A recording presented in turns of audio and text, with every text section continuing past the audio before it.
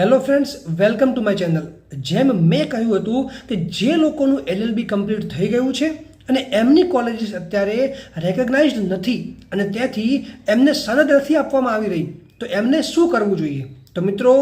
14 ઓગસ્ટના રોજ લો કોલેજીસની હિયરિંગમાં સરદાર પટેલ યુનિવર્સિટીના એક એડવોકેટ આવ્યા અને એમણે કહ્યું કે અત્યારે જે પણ લો કોલેજીસની પિટિશન આપ નામદાર કોર્ટ સમક્ષ છે એમની પાસે રેકગ્નિશન નથી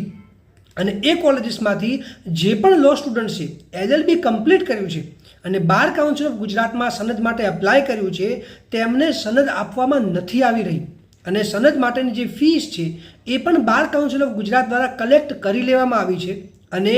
અમને અત્યારે 2000થી વધારે સ્ટુડન્ટની ક્વેરી આવી રહી છે કે અમને સનદ આપવામાં નથી આવી રહી। તો મિસ્ટર સુધીર નાણાવટીએ કહ્યું કે અત્યારે એવું ચાલી રહ્યું છે કે બાર કાઉન્સિલ ઓફ ગુજરાત અત્યારે બધી જ યુનિવર્સિટીઝને કહી રહી છે કે જે પણ સ્ટુડન્ટ્સને એપેક્સ કોર્ટનું જજમેન્ટ આવ્યું એની પહેલાં એડમિટ કર્યા હતા અને જેમણે આ યર 3 યર એલએલબી કમ્પ્લીટ કર્યું છે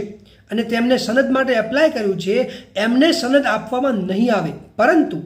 એપેક્સ કોર્ટના જજમેન્ટમાં સાફ સાફ કહ્યું છે કે આ જજમેન્ટની ઇફેક્ટ પ્રોસ્પેક્ટિવ રહેશે, તેમ છતાં એને બીસીજી દ્વારા કન્સિડર કરવામાં નથી આવી રહ્યું। હવે જે લોકો નેક્સ્ટ યર એલએલબી કમ્પ્લીટ કરશે અને એ કોલેજીસ પાસે જો એપ્રુવલ નહીં હોય તો બાર કાઉન્સિલ ઓફ ગુજરાતે કહ્યું છે કે તેમને એલએલબી નોન રેકગ્નાઇઝડ કોલેજીસમાંથી કમ્પ્લીટ કર્યું છે તેવું કહેવામાં આવશે અને એમને સનદ આપવામાં નહીં આવે। બટ એપેક્સ કોર્ટના જજમેન્ટના પેરેગ્રાફ નંબર 37માં એવું કહેવામાં આવ્યું છે કે જે દિવસે આ જજમેન્ટ આપવામાં આવ્યું છે એ જ દિવસથી બધા જ સ્ટુડન્ટ્સને એપ્લિકેબલ થશે અને આની ઇફેક્ટ પ્રોસ્પેક્ટિવ હશે, એટલે કે એ દિવસ પછી જેમણે એડમિશન લીધું હશે એમના માટે હશે અને એની ઇફેક્ટ રેટ્રોસ્પેક્ટિવ નહીં હોય અને જે પણ લો સ્ટુડન્ટ્સે આ જજમેન્ટ પહેલાં એડમિશન લીધું હશે એમને આ જજમેન્ટ અફેક્ટ નહીં કરે। ત્યારે એસપી યુનિવર્સિટીના એડવોકેટે કહ્યું કે બાર કાઉન્સિલ ઓફ ગુજરાત તો સનદ આપવા માટે રેડી છે, પણ બાર કાઉન્સિલ ઓફ ઇન્ડિયા ના પાડી રહી છે। તો જજ સાહેબે કહ્યું કે તમે આ ઇસ્યુ માટે બાર કાઉન્સિલ ઓફ ઇન્ડિયામાં સબમિશન કરો અને કહો કે આ જજમેન્ટ પ્રમાણે તમારે સનદ આપવી પડશે અને જો તમે આ વિશે ક્વેરી આવી રહી હોય તો તમારે એમને આ જજમેન્ટનો પેરેગ્રાફ બતાવવાનો રહેશે।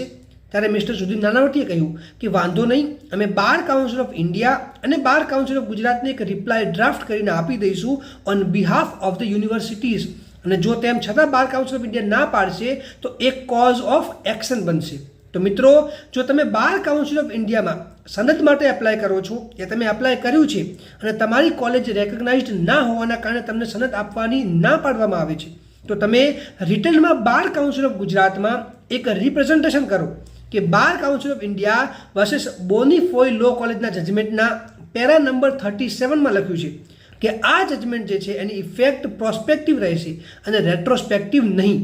અને જે સ્ટુડન્ટ્સે આ જજમેન્ટ પહેલાં લો કોલેજીસમાં એડમિશન લીધેલું હશે